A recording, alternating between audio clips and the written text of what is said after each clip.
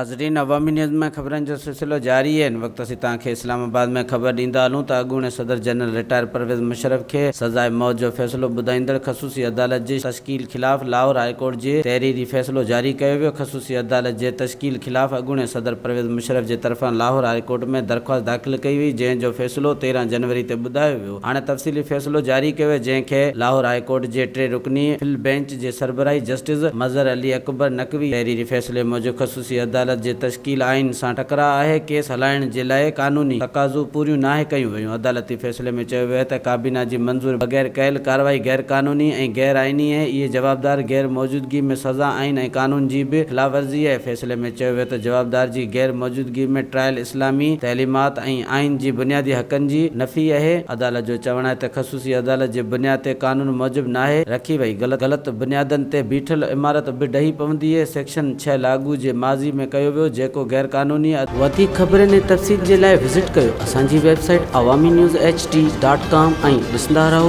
Awami news HD।